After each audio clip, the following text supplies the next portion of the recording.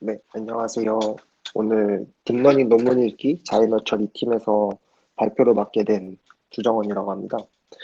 오늘 저희가 발표할 주제의 논문은 Rebuilding the Dark Secret of Bot라는 논문이고요.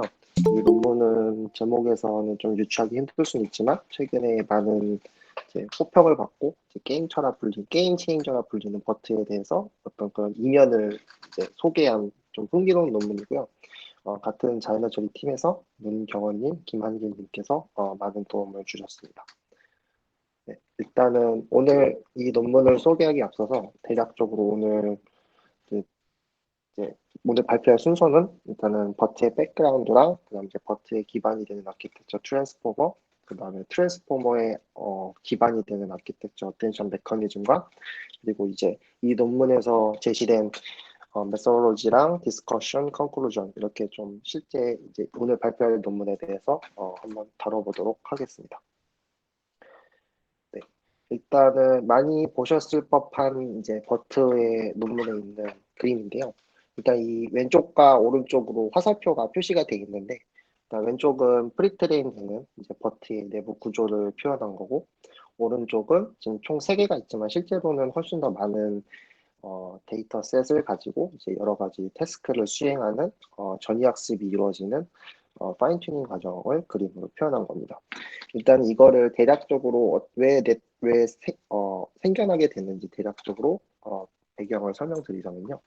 일단은 과거에는 자연 처리 연구에 대해서 사실 오랜 시간 동안 많이 연구를 해왔지만 가장 큰 챌린지 중 하나가 일단은 자연어 처리를 수행하는 데 있어서 필요한 훈련 데이터가 상당히 절대적으로 부족했었던 것을 꼽을 수 있습니다. 왜냐하면은 일단 자연어 처리라는 어떤 특성상 여러 가지 다운스트림 태스크가 존재함에도 불구하고 이 태스크별로 혹은 이 태스크가 수행되는 과정 중에서도 데이터의 변화가 정말로 많이 일어나기 때문인데요. 특히 요즘 이제 대부분의 성능 지표로 거론이 되는 태스크들 사이에서도 지금까지도 사람이 직접 레이블링을 거친 다음에 훈련 데이터로 탄생이 되고 불과 몇 년 전까지만 해도 이러한 이제 레이블링 된 데이터가 몇 천 개 혹은 몇만 개밖에 비치지 못했었다고 합니다. 하지만 최근 몇 년간 이제 자연어 처리 기술이 급격하게 발전을 이루면서 다행히도 이제 소위 인터넷에서 많이 생성되는 무수한 데이터가 생성되는과 동시에 지금에 이르러서는 한 몇백만, 몇십억 개의 어노테이트된 데이터를 확보할 수 있게 되었는데요. 일단 이러한 배경 속에서는 뭐 무수한 리서처들이 이제 기술을 많이 연구한 결과고요. 이 기술을 연구하는 데 있어서 가장 핵심적인 부분은 이제 가장 보편적이면서 일반화된 언어 표상을 이제 확보하기 위해서인데요. 이런 부분이 왜 그러냐면은 일단 어노테이트 되지 않은, 그러니까 어노테이트 된 이제 그런 웹상의 무수한 데이터들을 다룰 수 있는 기술이 필요했던 거죠. 그리고 이제 지금에 이르러서 제가 방금 말씀드린 프리트레이닝을 하고 그 다음에 이제 소량의 데이터로만 해도 이용을 해서 태스크에 최적화시킬 수 있는 파인 튜닝 기술이 이제 많이 개발이 되었습니다. 그래서 사실상 지금 이제 자연어 처리에서는 이런 프리트레인과 파인 튜닝의 어떤 구조가 주류라고 볼 수 있습니다. 그리고 이제 다음 페이지 같은 경우는 이제 버트가 이제 다들 많이 아시겠지만은 일단 기존에 이제 이게 2018년도에 나온 논문인데요. 기존에도 사실 프리트레인과 이제 파인 튜닝을 거쳐서 상당히 이제 좋은 결과를 그러니까 소타를 이룬 그런 모델들이 있었는데 예를 들면은 이제 GPT라든가 그 다음에 세미 슈퍼바이즈 시퀀스 러닝이라든가 뭐 엘모라든가 그 다음 ULM 핏이라는 그런 여러 가지 이제 딥 뉴럴 네트워크 구조가 있었는데 일단은 버트가 가장 특징적으로 그러니까 이제 가장 다른 모델들보다 더 좋은 성능을 얻었고 차이점이 뭐냐고 하면은 결국은 이제 바이디렉셔널 어텐션을 사용하여 그다음 온전한 비지도 학습 기반으로 언어 모델을 만들 수 있고 그리고 이제 이를 통한 프리트레이닝을 했다는 것을 이제 얘기 드릴 수 있습니다. 근데 일단 여기서 왜 바이디렉셔널이 중요하냐 이제 그 예시를 들자면은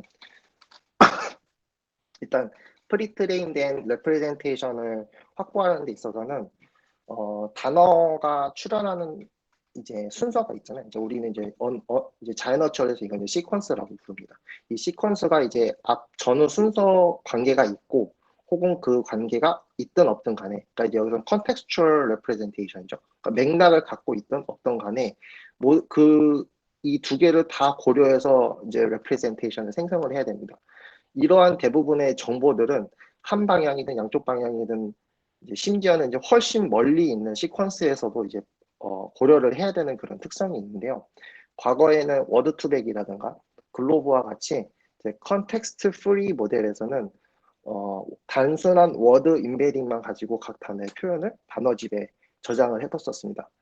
예를 들면은 이제 영어 뱅크라는 단어가 이제 문맥에 상관없이 뱅크 어카운트라는 이제 문맥이 나왔고, 혹은 뱅크 오브 더 리버, 그러니까 이제 강 언덕, 그러니까 강 위에 언덕이라는 뜻이겠죠. 그래서 뱅크는 약간 이런 문장들이 출현을 했을 때 이제 예를 들어서 유니디렉셔널, 그래서 한 방향으로만 이제 컨텍스추얼을 레프레젠테이션으로 이제 생성을 하게 된다면은 뱅크라는 단어를, 네,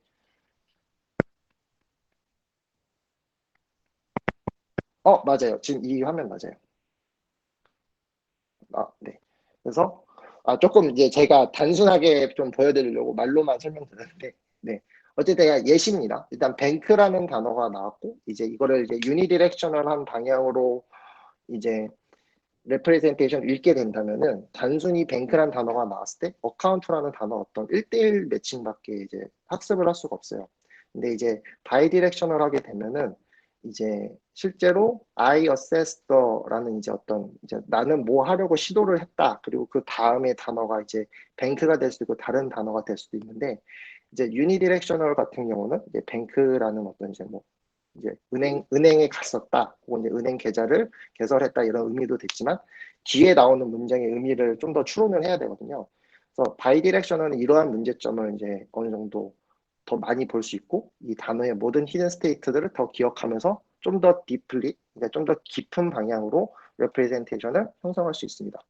그래서 이제 지금 보고 계시는 이제 왼쪽에 그림에 있는 버트가 이제 지금 제가 방금 말씀드린 거고, 이제 그 다른 딥뉴럴 네트워크와의 좀 차이점이라고 볼 수 있는데요. 네. 그리고 이제 버트에서 이제 프리트레인으로 주로 삼는 것 중 하나가, 그러니까 두 가지가 있는데, 하나는 이제 MLM이 있고 NSP가 있습니다. LM에는 이제 마스크드 랭귀지 모델이라는 게 있고, 그 다음에 NSP는 이제 넥스트 센텐스 프레딕션이라고 하는데, 일단 쉽게 말씀드리면은 마스크 같은 경우는 일단은 잠시만요. 네. 마스크 랭귀지는 일단 임의로 전체 워드 토크나이즈를 한 과정 이후에 임의로 단어를 이제 하나 비워둡니다. 그리고 비워둔 상태에서 이제 마스크를 씌워주고, 이 마스크 중에서 실제로 단어가 존재했던 부분에, 그러니까 이제 전체 단어 중에 한 15%만 이 마스킹을 씌우는데요. 이 15% 중에서 뽑은 15% 중에서 80%는 이제 그 단어를 이제 비워두는 거고, 마스크로 비워두고, 나머지 10%는 이제 랜덤한 단어, 그러니까 임의의 단어로 바꾸거나, 혹은 그 이제 문맥에는 맞지만 비슷한 단어로 치환할 수가 있습니다. 그래서 이 세 가지로 이제 셀프 체킹 할 수 있는, 일종의 이제 혼자서 학습할 수 있는 모델을 이제 언어 모델을 생성을 할 수가 있는데요. 이건 이제 순전히 사람이 레이블링 할 수 있는 그런 과정이 아니라, 이제 처음에 피처를 만들어줄 때 이런 과정만 거쳐주면 스스로 이제 언어 모델을 학습할 수 있다는 장점이 있습니다. 그리고 NSP 같은 경우는 지금 화면에서 보시다시피 이제 그러니까 센텐스 A랑 B가 있는데, 이게 실제로 한 패러그래프 안에서 이제 같이 존재했고, 이제 이게 선후 관계가 있다고 하면은 이제 이거를 서로 이제 이거를 라벨링을 해주는 겁니다. 이것 또한 사실은 이제 실제 우리가 데이터를 갖고 있는 과정에서 체크를 할 수 있겠죠. 그러니까 사람의 손이 그렇게 필요한 과정이 아닙니다. 그리고 이제 다른 문맥에서 들어왔거나 이제 랜덤하게 셔플링 돼서 들어왔을 때는 이제 not next sentence라는 라벨링을 거쳐서 next sentence prediction 이 두 가지 태스크를 이제 수행할 수 있게 됩니다. 그래서 이러한 이유 때문에 바이렉셔널 한 이런 방식으로 좀 더 셀프 체킹할 수 있고, 혼자 이제 셀프 러닝을 할 수 있는, 언슈퍼바이즈 러닝 할 수 있는 그런 장점이 있습니다. 이게 이제 실제로 버트에서 처음 프리 트레이닝 할 때 거치는 과정이고요. 네, 그래서 지금 좀 제가 확대해서 보여드리면은 실제로 그 당시 이제 스쿼드라는 아주 유명한 퀘스천 앤서링 태스크가 있는데 사실 사람의 성능을 이미 뛰어넘었었죠. 그 당시 지금 사람 같은 경우는 스코어가 91점이었고 버트가 처음 딱 나왔을 당시 이게 지금 날짜를 보시면 2018년 10월입니다. 거의 딱 논문이 발표됐을 때 시기인데 처음 발표되자마자 이미 사람의 성능을 뛰어넘었었고 그다음에 다른 여기 보시면은 다 수많은 DB가 있는데 이 DB의 태스크들을 다 보면은 압도하는 성적을 가질 수 있었습니다. 네, 이 또한 이제 이건 최근에 이제 글루라는 이제 제너럴 랭귀지 이제 모델 태스크 중에 하나인데 이제 사실 대부분의 태스크에서 버트 이제 베이스 라지가 있는데 이제 대부분의 태스크에서 상당히 우수한 성능을 거뒀습니다. 네, 그래서 일단은 네, 버트가 일단은 되게 상당히 최근까지 이제 엄청 우수한 성능을 거뒀다는 건 이제 다들 아실 수 있고요. 또 장점 또한 확실히 명확합니다. 그러면 일단은 간략하게 들릴 수도 있지만 어쨌든 제가 조금 부족한 제 역량으로 간단하게 이제 버트에 기반이 되는 트랜스포머라는 모델에 대해서 간략하게 소개를 해드리도록 하겠습니다. 일단 트랜스포머는 일단 어텐션 어디서 올류 니드라는 아주 유명한 논문에서 처음으로 소개된 아키텍처고 버트는 이 트랜스포머를 이용한 모델입니다. 그리고 정확하게 얘기하자면은 버트는 트랜스포머의 인코더, 디코더 부분 중에서 인코더 부분만 떼내서 사용한 모델이고요. 실제로 이제 보통 NLU라고 하는 이제 자연어 이해라는 부분에 있어서는 인코더가 많이 사용되고 이제 자연어를 생성하는 이제 제너레이션하는 부분에 있어서는 이제 뭐 번역 같은 경우가 되겠죠. 이제 번역 태스크에서는 이제 디코더를 같이 사용하게 됩니다. 그래서 지금 이 그림을 보시면은 왼쪽 편, 이제 파란색 박스가 있는 왼쪽 편이 인코더고 오른쪽 편이 이제 디코더입니다. 그러니까 오늘 제가 설명드릴 거는 인코더만 간략하게 설명을 드리도록 할게요. 일단은 이거는 이제 제가 제시한 이제 파라미터들은 그 attention is all you need에서 제시한 그 파라미터를 기준으로 제가 설명을 드리는 겁니다. 일단은 이쪽 인코더 부분을 보시면은 간단하게 6개 아이덴티컬 레이어가 있어요. 이 아이덴티컬 레이어가 이제 여기 보시면 NX로 표시되어 있는데 이게 레이어 개수를 뜻합니다.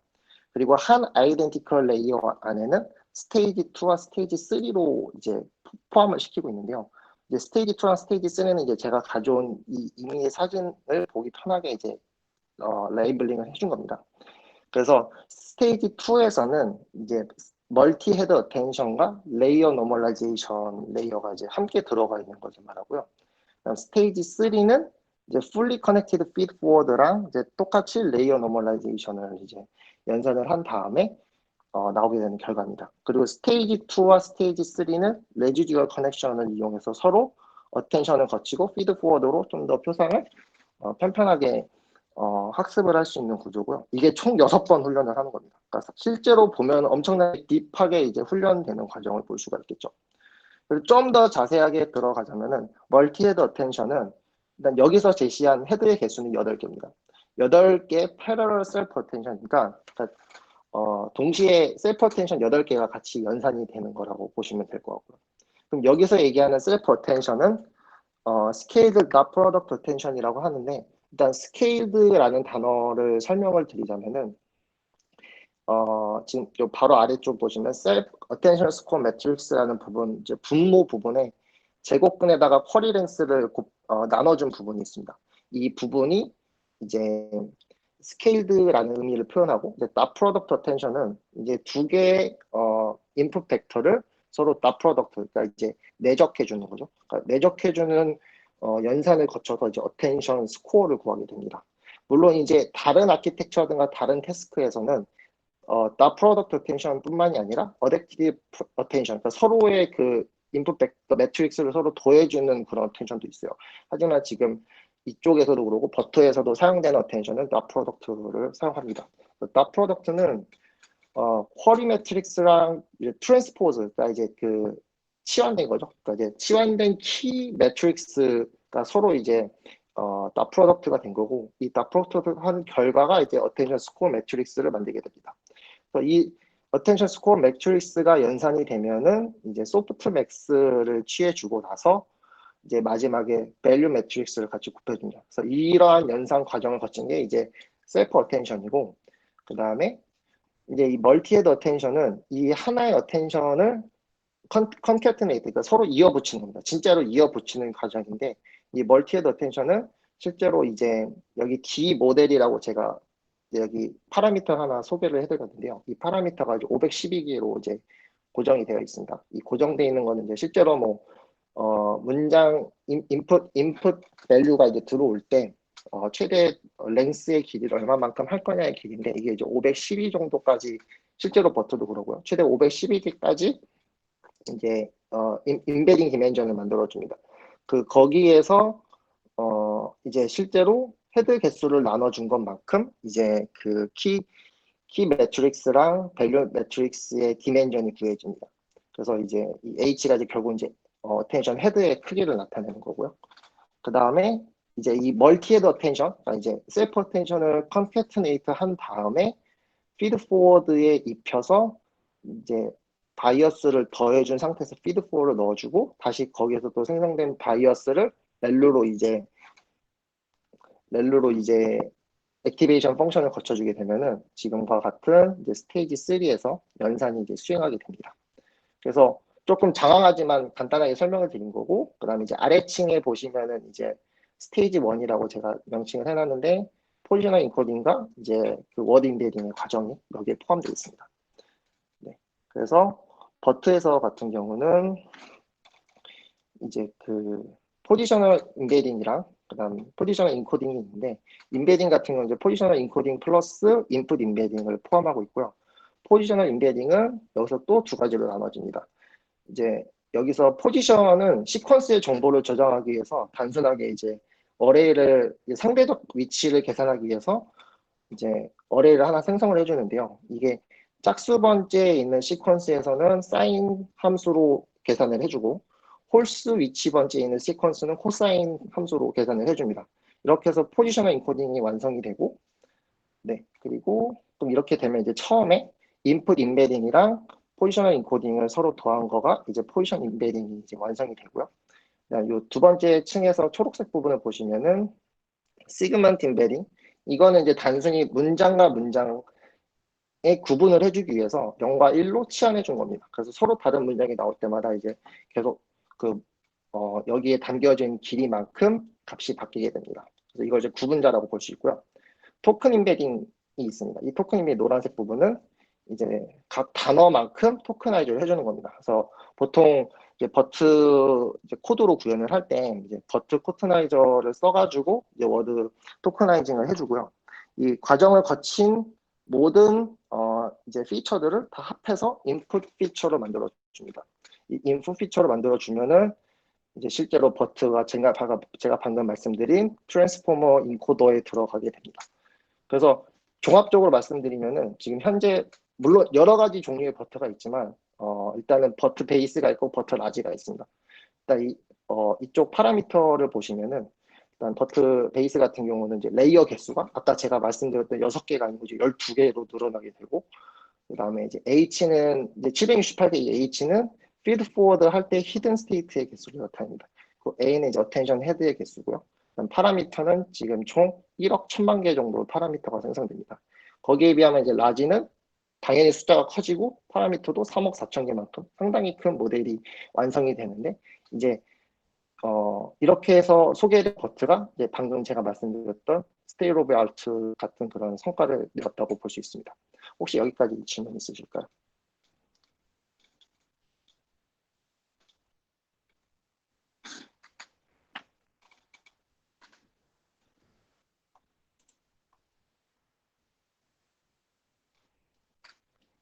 네, 그러면 질문 없는 걸로 알고 다음 논문을 계속 이어서 소개해 드리도록 하겠습니다.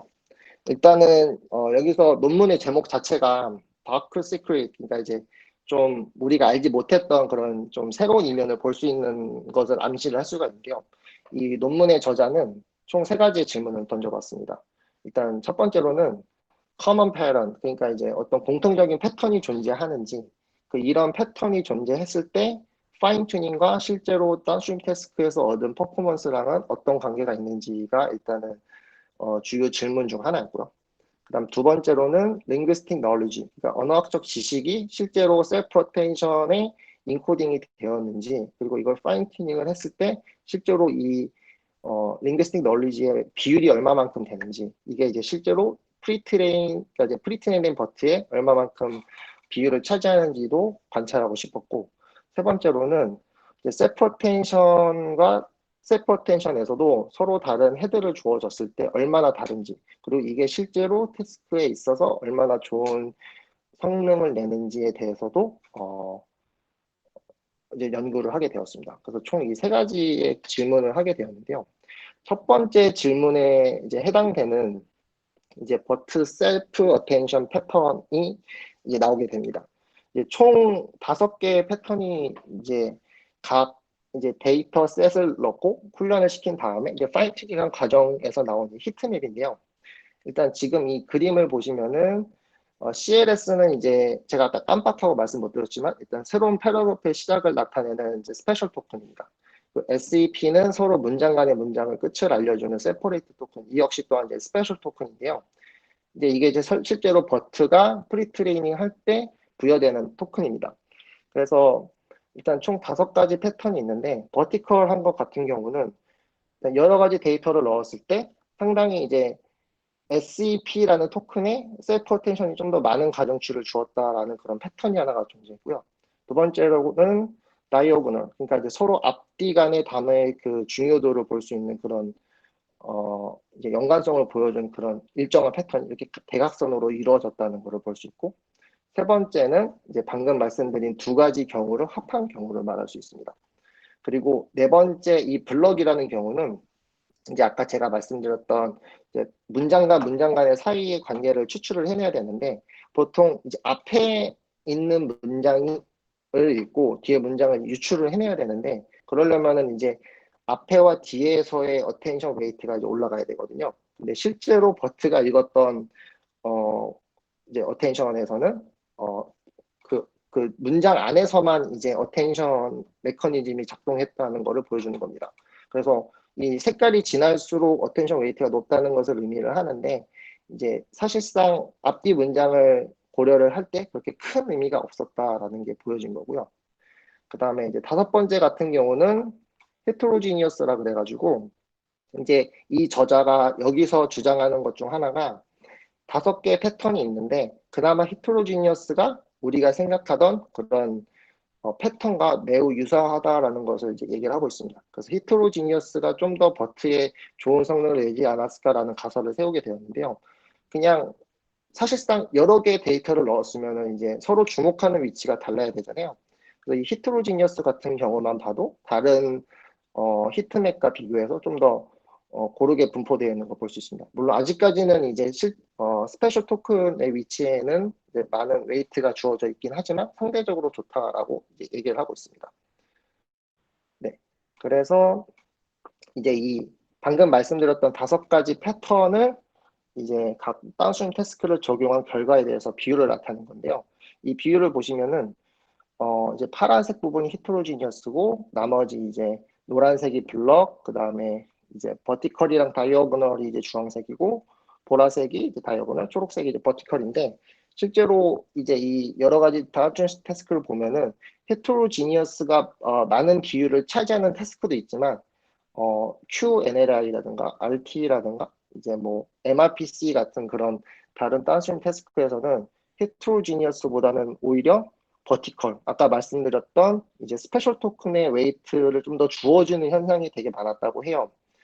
그래서 어떻게 보면은 지금 실제로 버트가 훈련하고자 했던 그런 목적과는 좀 상당히 다른 양상을 보여줬다고 볼 수 있습니다. 그래서 저자는 일단은 네 번째 블록인 경우의 비율은 상당히 적기 때문에 그렇게 큰 의미를 두지 않았는데, 오히려 첫 번째부터 세 번째까지 케이스를 비교해 봤을 때 5번째 케이스는 히트로지니어스는 그렇게 큰 의미가 없다. 그래서 이 분포가 총 32%에서 61%까지 있지만 모든 소타를 기록하기에는 히트로지니어스의 설명력은 상당히 부족하다라고 얘기를 하고 있습니다. 네. 그리고 이제 다시 이제 같은 커먼 패턴에서 어떤 의미를 가지고 셀프 로테이션이 성능에 어떤 영향을 미치냐라고 봤을 때 이제 또 다른 형태의 히트맵을 그려준 결과가 있습니다. 역시나 이제 파인 튜닝을 거치고 나서 나온 이제 히트맵인데요. 이 가로축을 보시면은 이제 멀티헤드 어텐션의 개수입니다. 총 1개부터 12개까지의 멀티헤드 어텐션을 나눴고 세로축은 레이어는 이제 아까 얘기했던 인코더의 아이덴티컬 레이어의 개수입니다. 그래서 이거를 실제로 파인 튜닝을 한 결과 이제 색깔이 진할수록 이제 그 프리 트레이닝을 한 것과 파인 튜닝을 한 것에 비교를 했을 때 이거를 이제 코사인 시밀러리티로 계산을 해서 비교를 했는데요. 코사인 시밀러리티가 작으면 작을수록 이제 큰 관계가 없고 이제 코사인 시밀러리티 값이 크면 클수록 이제 서로 연관관계가 깊다라고 볼 수 있는데 이 여기서 얘기하는 히트맵의 색은 수치가 낮으면 낮을수록 이제 색깔이 짙습니다. 그러니까 결국은 색깔이 짙다는 의미는 이제 서로 연관관계가 없고 많은 업데이트가 이루어졌다고 볼 수 있는데요. 그러니까 사실상 프리 트레인을 거쳐서 파인 튜닝을 했기 때문에 이 마지막 11번째, 12번째 레이어가 보편적으로 보면은 다른 태스크가 예외가 있긴 하지만 어쨌든 MRPC 같은 경우는 11번째랑 12번째 레이어 마지막 레이어에서 파인 튜닝을 거쳤을 때 유의미한 결과가 나왔는데 사실상 레이어를 많이 쌓는다고 해서 파인 튜닝에 큰 성능을 거뒀다고 보기 어렵다라고 합니다. 이제 지금 보시다 보면은 레이어를 많이 쌓으면 쌓을수록 그런 파인 튜닝의 어떤 그런 큰 변화점을 알 수가 없다라는 거를 이제 결론을 내었다 합니다. 그렇게 해서 일단 첫 번째 질문에 대해서는 이렇게 결론을 내게 되었고요. 아, 네, 죄송합니다. 그래서 한번 이제 이거를 가지고 이제 스코어를 냈는데 이 스코어를 냈을 때 총 세 가지의 경우로 해봤습니다. 단순히 프리트레인만 해가지고 단스트림 태스크에 적용한 결과와 그 다음에 랜덤 디스트리뷰션으로 프리트레인을 하지 않고 단순히 그냥 웨이트를 초기화시켜 놓은 다음에 파인 튜닝을 한 결과랑 그 다음에 이제 세 번째 같은 케이스는 제가 여태까지 말씀드렸던 프리 트레이닝과 이제 파인 튜닝을 거친 그런 스코어를 비교를 해봤는데요. 사실상 지금 당연히 세 번째 케이스는 성능이 좋을 수밖에 없어요. 말 그대로 처음에 레프레젠테이션 훈련시키고 파인튠 한 거니까 우리가 그동안 주장을 해왔던 기존의 성능입니다. 하지만은 프리트레인이든 파인튜닝을 각각 거쳤을 때의 차이를 보면은 그렇게 큰 유의미한 차이가 있다고 볼 수 없습니다. 실제로 QQP 같은 경우는 F1 스코어가 사실 0이라는 거 봤을 때는 사실상 이제 태스크를 그렇게 좋게 그러니까 이제 수행했다고 볼 수 어렵다, 그러니까 보기 어렵다라고 할 수 있는 거죠. 그렇게 해서 이제 첫 번째는 이제 어텐션의 어떤 공통적인 패턴이 배트에 영향이 있었냐라고 했을 때는 그렇게 큰 의미가 없었다. 히트로지니어스가 좀 더 좋은 패턴을 가지고 있지만 그 비율 동안 그렇게 크지 않다라고 하는 게 이제 첫 번째 질문에 대한 정답이고요. 혹시 여기까지 질문 있으실까요?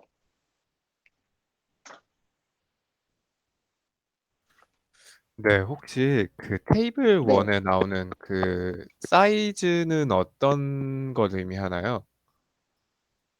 테이블이면은 4.3.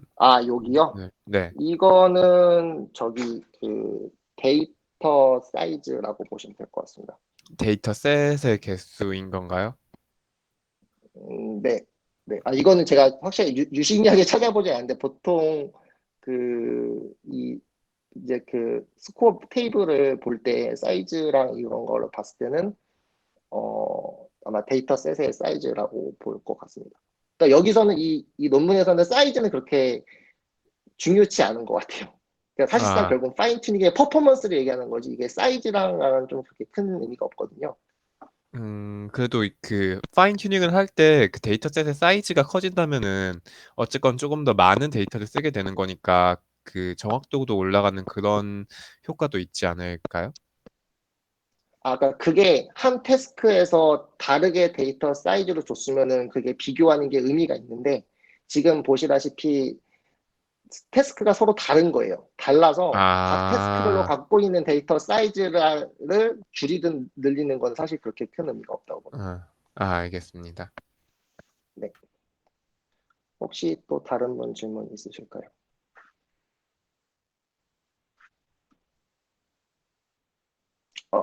네, 그러면은 두 번째 질문으로 이제 이어서 발표를 하도록 하겠습니다. 어, 일단은 잠시만요.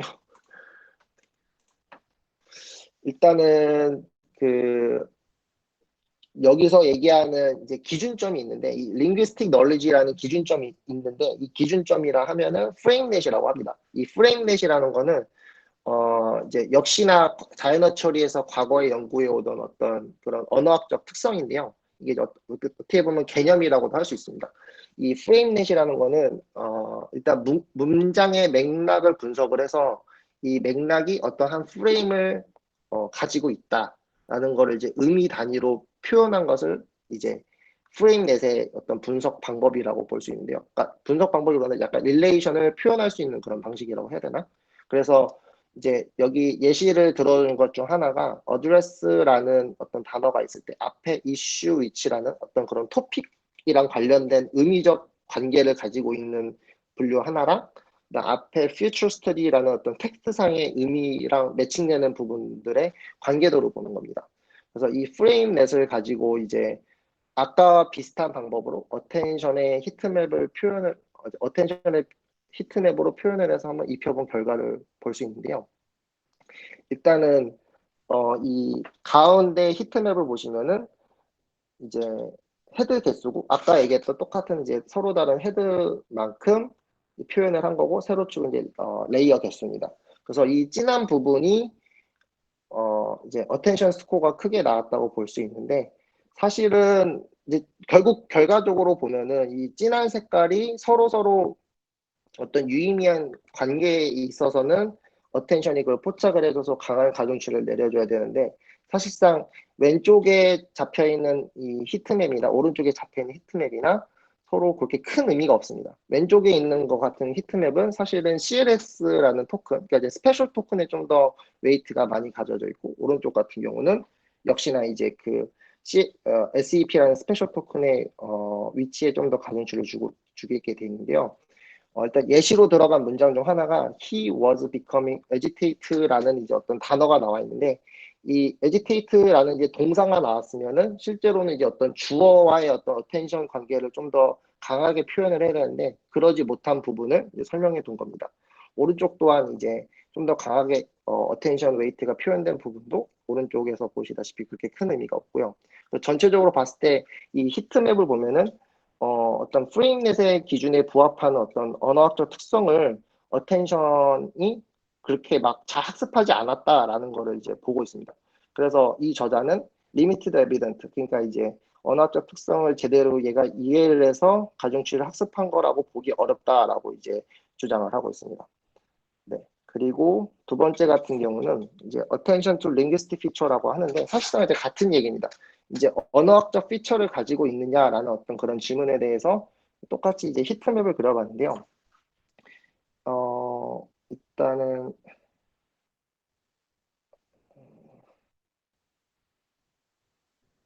이제 이 역시 또한 이제 어텐션 웨이트로 표현한 그런 태스크별로 표현된 이제 어텐션 히트맵인데 이 헤드 개수에 따라서 어떤 그 어텐션의 패턴들이 보여야 되는데 사실은 그렇게 태스크별로 그렇게 큰 의미가 있지는 않은 것 같다고 합니다. 그래서 이제 보통 MRPC나 STS 같은 이런 여러 가지 데이터셋을 훈련을 시키고 나면은 그래서 파인 튜닝을 거친 결과겠죠.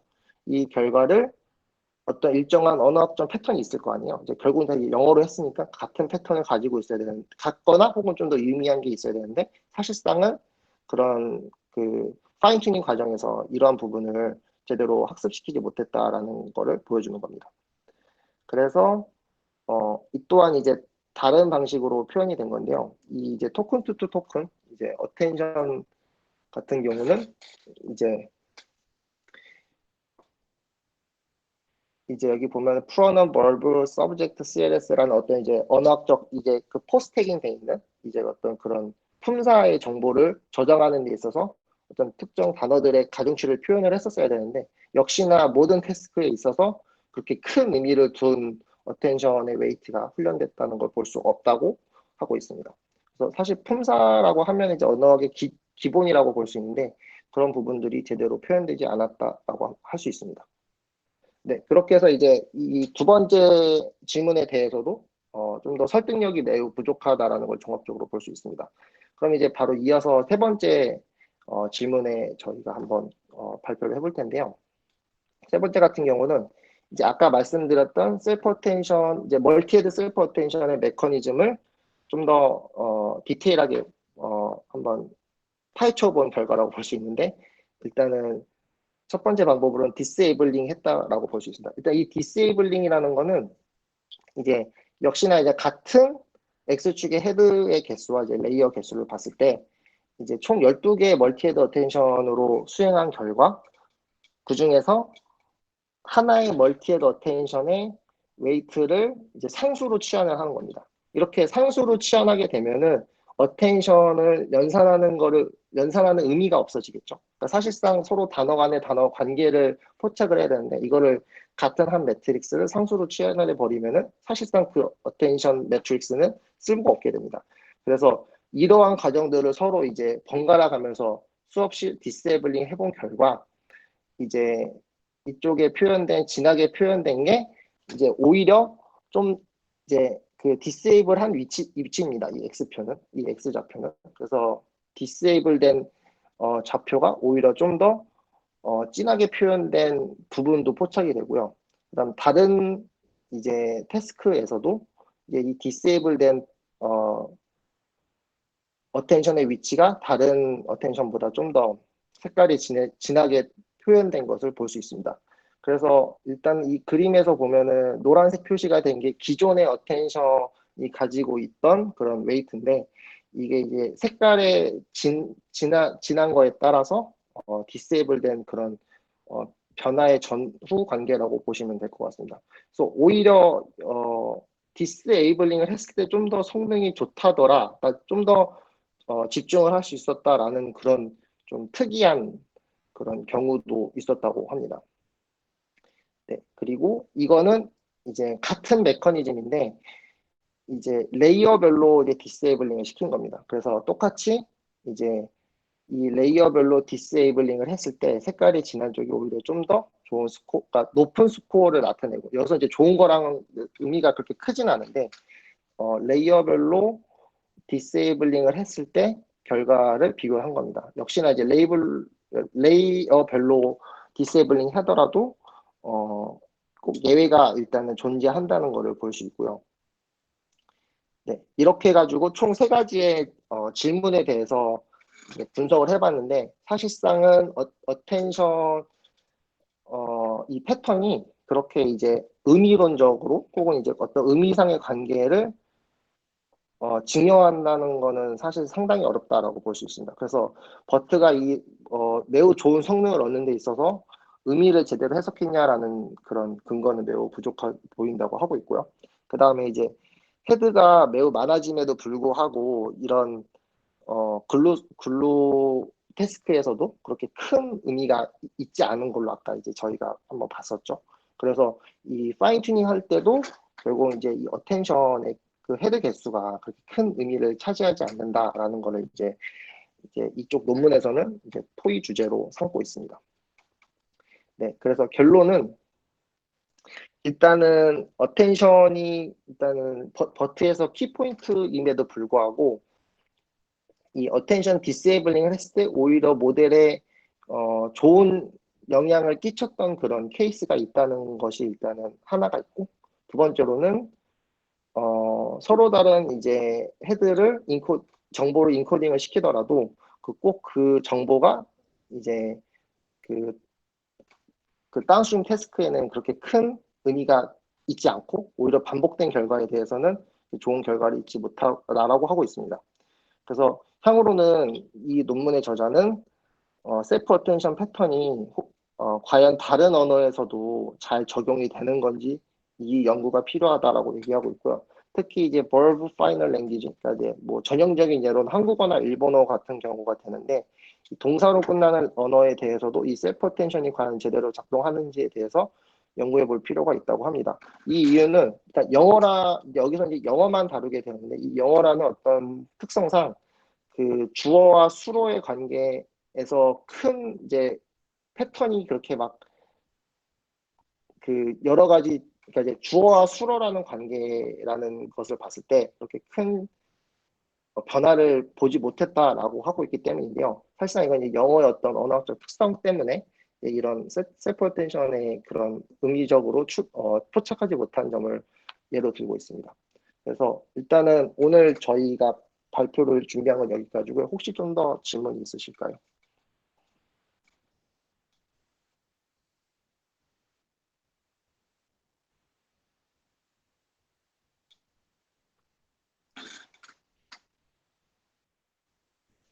네, 그러면은 발표가 일단 질문은 없는 걸로 알고 있고 오늘 발표는 여기까지 마치도록 하겠습니다. 네, 부족한 발표 들어주셔서 정말 감사합니다.